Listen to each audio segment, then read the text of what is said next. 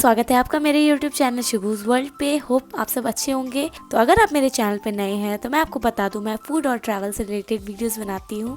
तो आज मैं आपको बताने वाली हूँ कि घर पे परफेक्ट डोसा बैटर कैसे बनाना चाहिए। तो बिना टाइम को वेस्ट किए चलिए जल्दी से वीडियो को स्टार्ट करते हैं। बैटर बनाने के लिए जो मैंने मेज़रमेंट की है वो मैंने नॉर्मल कप में की है। यहाँ मैंने चावल लिया है, उड़द की दाल, चना दाल, मेथी और साथ ही 3 बाउल लिए हैं। यहाँ पे मैंने जो चावल लिए हैं ये नॉर्मल चावल है। मार्केट में वैसे डोसा चावल आती है। यहाँ मैंने 2 कप चावल लिया है, साथ ही आधा कप उड़द की दाल, 1 चम्मच चना दाल और आधा चम्मच मेथी। उसके बाद मैंने एक बड़ा सा बर्तन ले लिया है, उसमें मैं 2 कप चावल डाल रही हूँ।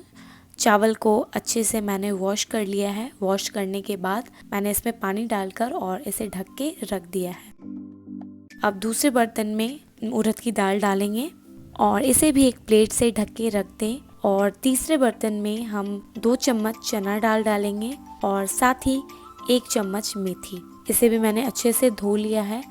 धो करके इसे भी ढक के रख दे रात भर के लिए।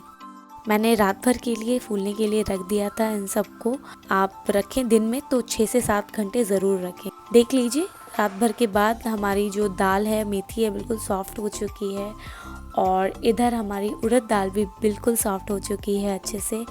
और साथ ही हमारी चावल भी बहुत अच्छे से फूल चुकी है और सॉफ्ट हो चुकी है। और यहाँ पर मैंने लिया था 1 चम्मच पोहा, वो मैं डालूँगी इस बैटर में, उससे बहुत ही अच्छा क्रिस्पीनेस आएगा। अब चलिए जल्दी से चावल को मिक्सर ग्राइंडर में डाल के पीस लेते हैं। बिल्कुल फाइन पेस्ट बनाना है आपको और पानी बहुत ज़्यादा ना डालें एक बार में। इसकी कंसिस्टेंसी थोड़ी थिक रखें। ये देखिए ऐसे ही रखें। अभी बहुत ही अच्छे से ग्राइंड हो चुकी है। अब छोटे जार में मैं डाल रही हूँ उड़द की दाल और साथ में ही मैं इसमें चना दाल और हमारी जो मेथी है वो भी मैं डाल दूँगी, क्योंकि ये कम क्वांटिटी में थी तो मैंने इसे छोटे वाले जार में मिक्स कर लिया। देखिए हमारी बैटर बिल्कुल रेडी है। मैंने पोहा भी साथ में ही पीस लिया और मैंने सारे बैटर को एक बर्तन में डाल दिया और इसे 3 से 4 मिनट तक अच्छे से मिक्स किया ताकि कोई लम्स ना रहे और जितने भी तीनों बैटर हैं वो अच्छे से मिक्स हो जाए। उसके बाद इसे 7 से 8 घंटे के लिए मैंने ढक के रख दिया फर्मेंट होने के लिए। 7 घंटे के बाद हमारा बैटर कुछ इस तरह से दिख रहा है, बहुत अच्छे से फर्मेंट हो चुका है। So that was it for today's video. I hope ये वीडियो आप लोगों के लिए यूजफुल रहा हो।